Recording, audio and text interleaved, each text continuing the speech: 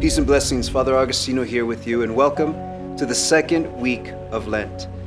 Here, my brothers and sisters, we want to contemplate on how the Lord was transfigured on Mount Tabor.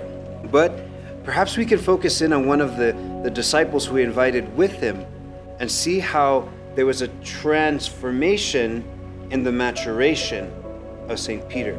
Let me give you some context. So before the transfiguration, we hear how Jesus went to Caesarea Philippi. Caesarea Philippi is an area that's north of Galilee that has all these pagan temples. All these even human sacrifices were done there, and it was thought that that was like an entrance into Hades. And it's there that Jesus said, "Who do people say that I am? Who do they say that I am?" And the disciples had these ideas, and then Peter said, "You are the Messiah, the Son of the living God."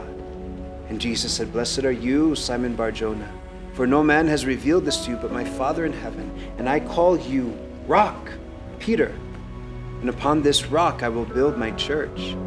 And then Jesus went on.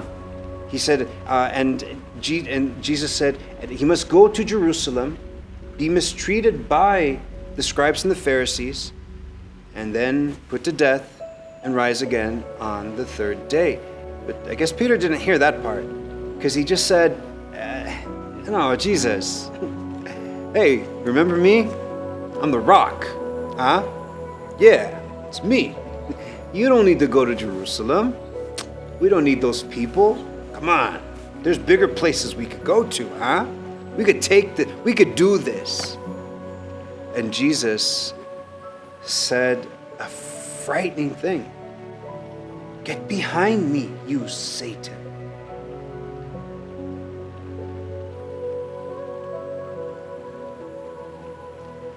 Jesus corrected Peter because he saw that line of thinking was leading him away and the disciples away from the mission that he was sent for. And then after that, they go to Mount Tabor. And I'm sure Peter was still sulking, licking his wounds, when Jesus said, "Come up to the mountain with me." Peter went up. And that mountain is not easy. Bet you he was like, go up this mountain, like you just called me something. Well, I should have said this, Isn't it amazing how we replay conversations in our mind when we're hurting? And then Jesus was transfigured before them. And Peter said, "How good it is that we are here. Let us build 3 tents."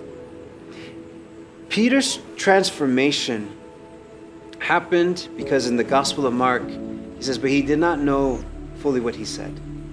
He did not know what to say for joy." Peter learned that the mountain of transfiguration is really the Mount of Calvary, the Mount of the cross. And that seeing Jesus, seeing his face transfigured on Tabor, helped him take his gaze off of himself. Because when he saw the face of the transfigured Christ, he could think and look at nothing else.